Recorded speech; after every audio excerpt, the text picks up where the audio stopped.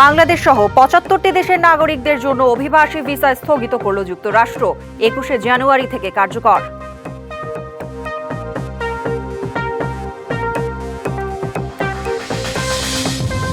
বাংলাদেশ ভারত রাজনৈতিক সম্পর্কের প্রভাব পড়েছে বাণিজ্যে। কমেছে বেনাপোল বন্দরের রাজস্ব আদায়। ৬ মাসেই ঘাটতি ১,০১৩ কোটি টাকা।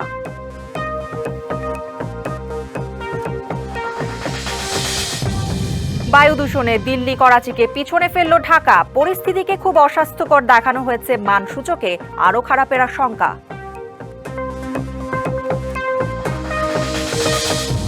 নির্বাচন ঘিরে চট্টগ্রামে অস্ত্রের মহড়ার শঙ্কায় বিএনপি জামায়াতের প্রার্থীরা।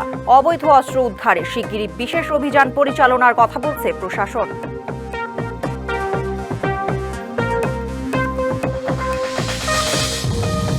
ইরান বিক্ষোভকারীদের মৃত্যুদণ্ড কার্যকর করলে কঠোর পদক্ষেপ, হুঁশিয়ারি ট্রাম্পের। আক্রমণ হলে মধ্যপ্রাচ্যে মার্কিন ঘাঁটিতে পাল্টা হামলার হুমকি তেহরানের।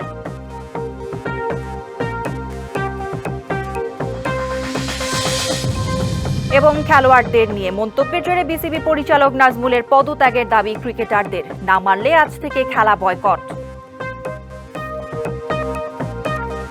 বাংলাদেশ সহ ৭৫টি দেশের নাগরিকদের জন্য অভিবাসী ভিসা প্রক্রিয়া স্থগিত করছে যুক্তরাষ্ট্র।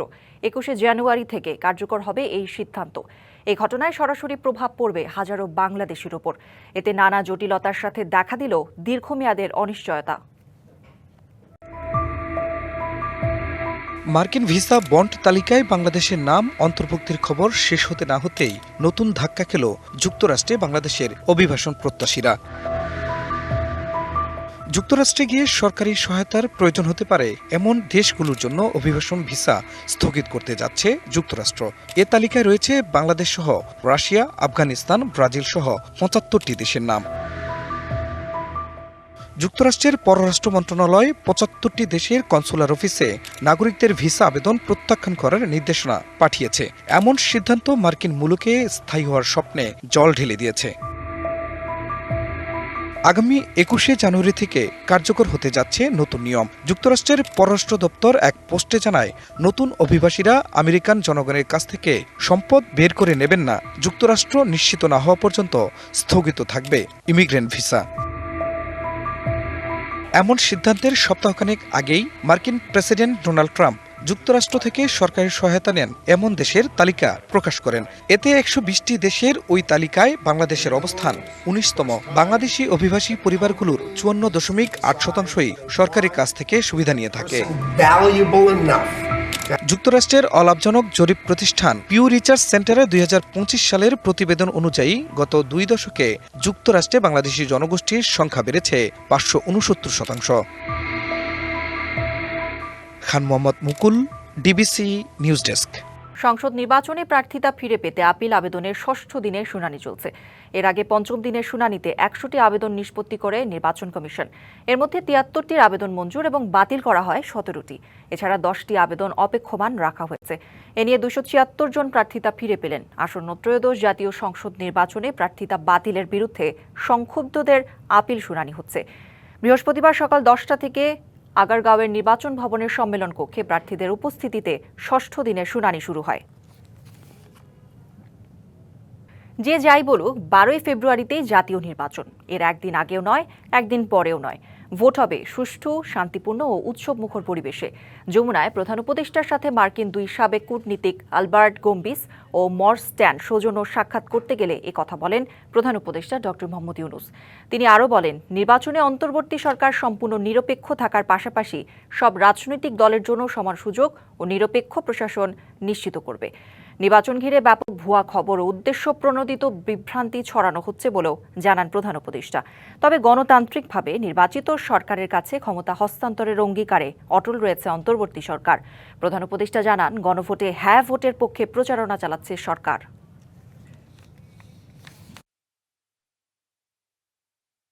গাজীপুরের টঙ্গীতে দিন দিন ভয়াবহ আকার ধারণ করছে ছিনতাই চক্র।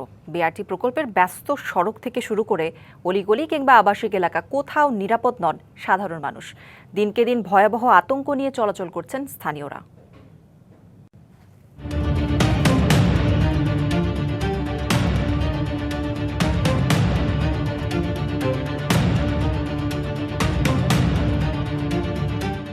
গাজীপুরের টঙ্গী এলাকা রাজধানীর একেবারে সন্নিকটে হলেও এখানকার আইনশৃঙ্খলা পরিস্থিতি নিয়ে চরম উদ্বেগে স্থানীয় বাসিন্দারা। ব্যস্ত এলাকাটির বিভিন্ন জায়গায় সক্রিয় হয়ে উঠেছে ছিনতাই চক্র। দিনে দুপুরেও ছিনতাই শিকার হচ্ছে মানুষ। সংঘবদ্ধভাবে বিভিন্ন সময় হামলা চালিয়ে মোবাইল ফোন, টাকা ও মূল্যবান সামগ্রী ছিনিয়ে নিচ্ছে তারা। বিশেষ করে সন্ধ্যার পর ঝুঁকি সবচেয়ে বেশি বলে জানান ভুক্তভোগীরা। সন্ধ্যা লাগলে রাত্রেবেলায় যথেষ্ট ছিনতাইকারী পকেটমার এই এলাকা জুড়ে যায়। বহুত মানুষ প্রতিদিন শত শত মানুষ হয়রানির শিকার হয়। এখানে বিভিন্ন জায়গার হিরুঞ্চি আজকে থাকে, উৎপাত করে, মানুষের পকেট মারে, মোবাইল নেয়। কাউন্টারগুলো যদি চালু করতো তাহলে সিঁড়ি দিয়ে মানুষ যাতায়াতের জন্য একটা সিকিউরিটি ব্যবস্থা থাকতো। কাউন্টারগুলো করে রাখছে, শুধু রুম উঠায় রেখে দিছে, সিঁড়ি ওপেন করে দিছে। তো ওই জায়গায় মাদক যারা কারবারি করে, যারা খায়, তারা ওইখানে ঘুমায় রাত্রেবেলা। এই অবস্থায় আইনশৃঙ্খলা বাহিনী বলছে ছিনতাই প্রতিরোধে পুলিশি টহল জোরদার করা হয়েছে। সন্দেহভাজনদের বিরুদ্ধে নিয়মিত অভিযান চলছে। বস্তিগুলোতে আইডেন্টিফাই করার কাজ হাতে নিয়েছি, যে কোন ঘরে কে বসবাস করে, তার পেশা কী, তাদের গতিবিধি, অপরাধীদের তারা এখন জেলে আছে, জামিন পেয়ে আছে, অথবা তাদের পেশা কী কার্যকলাপ পরিচালনা করছে, এই বিষয়গুলো আমরা একটু তদারকি করার চেষ্টা করছি, যেন তারা অপরাধ করে বের হয়ে এসে যেন আবার পুনরায় অপরাধের সাথে জড়িত না হয়ে যায়। দ্রুত কার্যকর ব্যবস্থা না নিলে পরিস্থিতি আরও অবনতির আশঙ্কা করছেন স্থানীয়রা। Mahmuda Sikder, DBC news, Gazipur. হাটে, মাঠে, ঘাটে আর চায়ের দোকান থেকে বাজার, সর্বত্রই এখন ভোটের আলোচনা। আনুষ্ঠানিক প্রচারণার আগেই রাজনীতির উত্তাপ ছড়িয়েছে তৃণমূলে। যোগ্য জনপ্রতিনিধি ঠিক করতে চুলচেরা বিশ্লেষণে ঢাকা 19 আসনের ভোটাররা আর প্রতিশ্রুতির ফুলঝুরি প্রার্থীদের। তবে মূল লড়াই হবে ধানের শীষ আর দাঁড়িপাল্লায়। চায়ের কাপে ধোঁয়া উঠছে, সাথে জমেছে নির্বাচনী আলাপ। কে হবেন জনপ্রতিনিধি? সাভারের এক দোকানে তা নিয়ে এই তর্ক বিতর্ক। জাতীয় নির্বাচনের দিন যতই ঘনিয়ে আসছে, ততই চায়ের টেবিল যেন পরিণত হচ্ছে রাজনৈতিক মঞ্চে। কেউ হিসেব নিকেশে ব্যস্ত, কেউ প্রত্যাশায়, কেউ আবার হতাশায়। কেন্দ্রীয় রাজনীতির ছোঁয়া এখন তৃণমূলের মানুষের মাঝে। চা শেষ হয়, কথা শেষ হয় না। চলে ভোটের হিসাব, কৌশল কিংবা প্রার্থীর শক্তি দুর্বলতার বিশ্লেষণ। ওষুধ তো আছে এইবার, আগে তো আর তো কাল গেলে শুনছি যে বিউট হয়ে গেছে, আই বলছি শাশুড়ির দাম যিনি কম হয়, খাদ্যের মধ্যে সবজি যিনি কম হয়। আমাদের এলাকায় শান্তি চাই, ভালো চাই, রাস্তাঘাটের কাজ চাই। যেই আসুক যাতে। শুধু তাই নয়, এই আড্ডায় উঠে আসছে এলাকার উন্নয়ন, জীবিকা, বেকারত্ব আর নিত্যপণ্যের দামের বিষয়ও। খাদ্য মূল্যদানি না বাড়ে, যাতে আমরা চলতে পারি ঠিক মতো। প্রত্যেকেই যেন তার পছন্দ অনুযায়ী যাতে সে ভোট দিতে পারে, আর ভোট যাতে সুস্থ হয়, আমরা এটা আশা করি।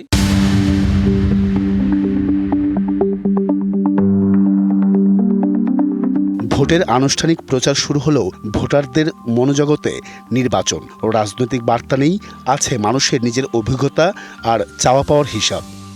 প্রথমত যারা ক্ষমতায় আসবেন, সরকারি দল হিসেবে আমাদের প্রথম প্রত্যাশা থাকবে একটি নিরাপদ দেশ। আমরা যেন নিরাপদভাবে প্রত্যেকটি জায়গায়, বিশেষ করে একজন মেয়ে হিসেবে আমরা যেন নিরাপদ থাকি। এমন একটি সরকার ক্ষমতায় আসুক যারা আসলে একদম বাংলাদেশের যে আত্মমর্যাদার জায়গা সেটিকে ক্ষুণ্ণ না করে তাদের পররাষ্ট্র নীতিগুলো সাজাবে। ঢাকা 19 আসনে বৈধ প্রার্থী 9 জন, মোট ভোটার সংখ্যা 7.5 লাখ। ভোটারদের বিশ্লেষণ, ধানের শীষ ও দাঁড়িপাল্লা প্রতীকে হবে মূল লড়াই। শাপলাকলিও ভাবনায় রাখছেন অনেকে। আকাঙ্ক্ষা অনুসারে উন্নয়ন হতে পারেনি, কিন্তু পাশাপাশি সময় সিঙ্গাপুর, মালয়েশিয়ার দিকে আমাদের তাকাই, তারা উন্নতির শিখরে পৌঁছে গিয়েছে। তাই আমরা চাই এমন এক নেতৃত্ব আসবে যারা আসলে মুখের বুলি আওড়াবে না, তারা আসলে তাদের কাজের মাধ্যমে প্রমাণ করবে। তরুণ প্রজন্ম এবং বাংলাদেশের জনগণ চাচ্ছে সুন্দর, অবাধ এবং সুষ্ঠু একটি পরিবেশে নির্বাচন নিশ্চিত হবে এবং প্রত্যেকটি রাজনৈতিক দল স্বতঃস্ফূর্তভাবে অংশগ্রহণ করবে এবং প্রত্যেকটি মানুষ ভোট কেন্দ্রে যাবেন আনন্দমুখর এবং উৎসবমুখর পরিবেশে। প্রার্থীরাও সতর্ক ভোটারদের চাওয়া পাওয়া বিষয়ে। যোগাযোগ করছি, বেশি মানুষের পালস বুঝতে পারছি, ভোট চাচ্ছি, কথা বলছি, তাতে আমার মনে হচ্ছে যে আলটিমেটলি পাল্লাটা আমাদের দিকে ভারী হবে। ভোটের মাধ্যমে আমি যতটুকু তাদের কাছে গিয়েছি, তারা আমাকে আশ্বস্ত করেছে। এই জন্য আমি আশা করি আল্লাহ যদি আমাকে হয়তো সুযোগ দেন, তাহলে আমি ঢাকা 19-এর সাভার এবং আশুলিয়াবাসীর জন্য আমি একটু সুযোগ পেলে আমি মানুষের সেবক হতে চাই। নিত্যপণ্যের দাম, স্বাস্থ্যসেবা, শিক্ষা আর আয়ের চাপ ভোটের আড্ডায় সবচেয়ে বেশি উচ্চারিত শব্দ। রাজনৈতিক উত্তাপের মাঝেই ভোটারদের ভাবনা, জীবনযাত্রা কি সহজ হবে?